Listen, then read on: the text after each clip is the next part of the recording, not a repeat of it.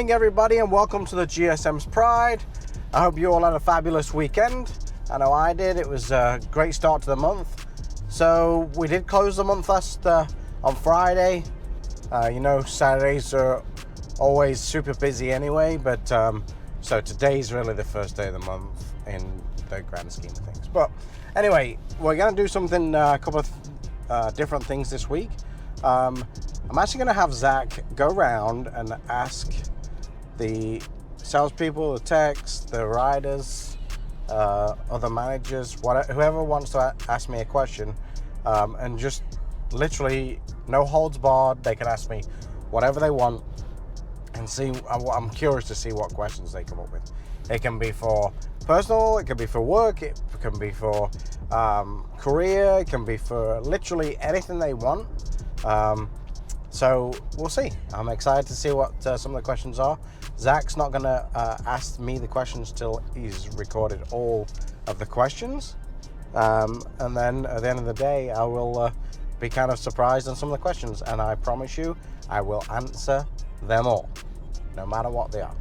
Okay, so heading in, got a bunch of stuff to do this morning, and I'll see you all in a bit. You described yourself on the pictures believing you were a lion. Is that right? I am a lion. If you're a cat, you will run away. But if you're a lion, you will stay among the other lions.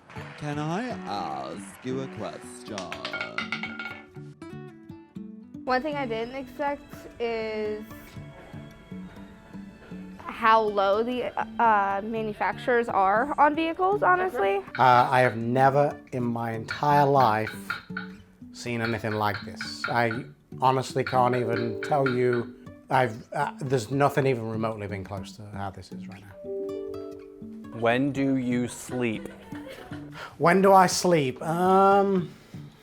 No, I'm kidding. I have a relatively normal schedule to most. I'll go home, eat, hang out with the wife and kids, and go to bed, I don't know, around midnight. And then get up like anyone normally does, I guess. How so quickly customer objections and stuff like that. I mean, it's like he has a comeback for everything. I guess really just experience. I'm going to elaborate on this one a little bit. So most salespeople don't tend to train themselves enough to know that there really is only 5 real objections. So it's really just coming up with different forms of way of answering that question, really. But it's also confidence in knowing what you do for your career, knowing the industry so well, and I guess just naturally gifted on answering things fast, I guess. I don't know how to answer that question. Before I got into the car business from the sales side, I was in that kind of realm where I was like, I don't want to be a tech anymore, what can I really do? And all my friends used to say that to me was, oh, why don't you just sell cars? And I'm like, I never really thought about it before. And they were like, well, you're a natural salesperson. It doesn't matter what someone says, you always have something to come back. I don't know if that's just a smart ass nature of myself, but yeah, I guess I just got a quick brain to answer those questions or whatever the question is. And maybe now I think about it, maybe being British was kind of a thing, because British people tend to be very sarcastic and very quick-witted in those areas. Yeah. Maybe that has something to do with it. How do you balance work life and home life? Because I know that he's married and stuff, so I want to know. How do you balance it out, especially being the GM and being in the industry for so long? I don't. I'm not saying it's a good thing, and I'm not saying copy it by any stretch of imagination, but I really don't. I've always found it very hard to turn my work off, always. I wish I could answer that question better, but I just don't have a good work-life balance. Ask my wife, she'll tell you. Has it changed at all? Like, so through different positions, though, because you've done everything in the car industry, has the work-life balance shifted a little bit more positive since you became Yes, GM? absolutely. Since being a GM, my work-life balance has definitely improved, for sure. Now it's kind of different because I used to get a day off in the week and now I don't take a day off, but I don't work till 8 o'clock at night anymore. So that has kind of changed quite considerably. What made you go into the industry, and what made you stay in the industry?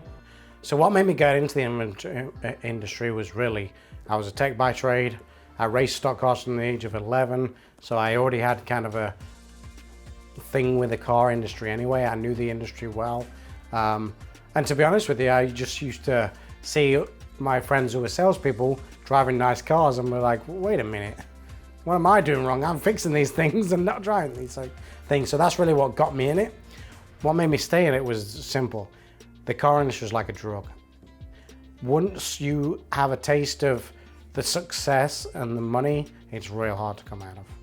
I'll give you an example. When I got let go at Plaza, my wife was like, well, why don't you go do something else? When you realize you don't have to have an education, you don't have to have any experience, and you can make good money, it's really hard to get out. So I always ask the question, what would you like to do if money were no object? How would you really enjoy spending your life? You know, honestly, if I could do anything, I think I'd like to be in the automotive industry, but a car tester, someone who gets to test cars on tracks, off-road, whatever.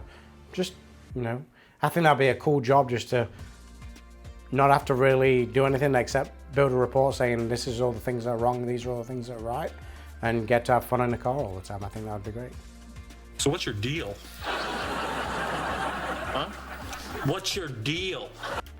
Okay, the deal with the Lions is real easy. Okay, they're the king of the jungle. As you may already know about me, I read a lot of books and stuff about self-help, and the Lions always tend to be within the realms of any kind of success. So there's a story, which I'm going to tell you the story. There's a story that is pretty well known in the self-help realms, and it's this simple. What's the difference between a lion and a gazelle? The difference between a lion and a gazelle is that every single morning they both wake up in you know, Africa or wherever they are, and both have to run to survive. The difference is a lion has to run to get its prey, whereas the gazelle has to run away to keep alive rather than run towards something to get what it wants. So that's why I really like lions, because I just like that mentality of you can get whatever you want if you try hard enough. It's kind of like the story is basically, the moral of the story is, do you need an external force to make you run, or do you get up every morning and want to run anyway? And I feel like I get up every morning and want to run. So, is a hot dog a sandwich? You know, it's kind of funny you asked that question, because I watch a show called The Food That Built America, and I really like it. So a little quick plug, if you ever get to watch it, I think it's on History. Watch it. I don't think that even Americans classify as a sandwich, but I could be wrong, so I would say no, it's not a sandwich. I hate that question, but I was asked, and I'm like, well, any question? Is it a sandwich? Would you say it's a sandwich? I don't think so.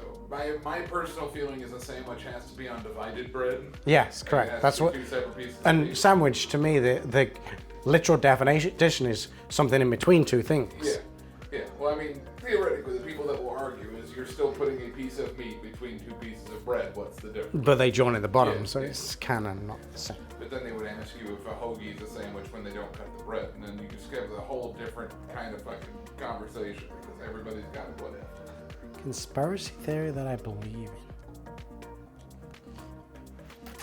See, I'm not really a conspiracy theorist kind of guy, to be fair. See, like even with the COVID stuff, I don't necessarily think it was a conspiracy by any stretch of imagination, but I think the media and the government blew it way out of proportion. That's just my opinion. Aliens. I find it really hard to believe that we're the only living organism in the entire galaxy. I find that hard to believe. So if you want to say conspiracy, I'm not saying I'm like one of these people that say, oh, there's definitely aliens. I don't know, I just find it really hard to believe that there is. Why do I love Shane Roman so much? I consider myself decent on an Excel and Google spreadsheets. Shane's what I inspire to be if I could really do it. That's exactly the answer. All right, I'm gonna rapid fire some at you. Favorite food? You know, I'd have to say burger. I love a good cheeseburger. Favorite color? Red. My favorite color is red. Favorite car of all time? That's actually a relatively easy one for me. It would have to be the Lamborghini Gallardo. First movie you remember seeing? Karate Kid. My first car, my first car obviously was a Mini. Yeah. Because I used to race them, okay? But that was early, I was 11. But my first road-going car I purchased off my father was a 1990 Ford Escort. So it had many problems, as Ford Escorts did. Yeah. I fixed every single one of them, including the porous sump, and then I got hit rear-ended by a semi and nearly, well, actually totaled it. Yeah. The day after I got everything fixed. Absolutely. I was like, what? Come on, really? I just got this fixed. How many speeding tickets you got? Oh, don't even go there. Put it this way, I probably hold a record in St. Louis of 7 in 3 years, I think.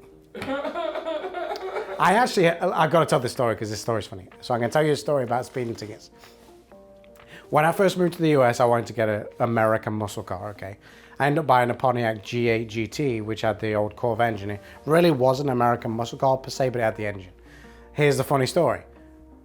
Selling cars at Plaza, go home at night. It was bright red, by the way. I lived in the city. Speeding along 40, saw a cop, was like, oh shit, slowed down, got pulled over. It was late. Cop was cool. He said, just slow down. Very next morning, same cop, same place, opposite side of 40, pulled me over for speeding. Guess what he said to me? Didn't I pull you over last night? I think this is the very first time in my entire career I've pulled someone over in the same shift twice. Needless to say, I got a ticket. The colors on cars, some cars suit better colors than sometimes. Like, I would say red, no, but then there's some colors that look cool in red, and I'd say green in no, but some cars look cool in green, so. I won't buy a brown car, probably. Any car brand you would never buy? I would say all of them. And here's why I say that. Because until I actually drive them and experience them, I don't really like anything but BMW. I said that about Mazda, ended up falling in love with Mazda. Now I drive Fords, I actually really like Fords. So it's kind of a tough one. Until I really get to drive them and experience them, there isn't many I really like to drive. Any car you absolutely hate? It's actually quite a lot. Give me a couple. I would have to say when BMW took over Mini, for sure I hate those cars. For two reasons. One, they are the most unreliable pile of crap you've ever seen. Second of all, they're not a Mini by any stretch of imagination. So that's why I really hate them. When do you get to that point of enough is enough? So now you got to learn a little bit about me on a totally random side. If you have any questions, please put them down in the comments. I'd absolutely 100% answer those honestly. And if you ever have any more, I can always throw them in just as a little bit of a filler on any other video. So ask me any question you want, just send them out to me, and I'll see you all next week. Well, that's it for this week's vlog. I appreciate you watching as always.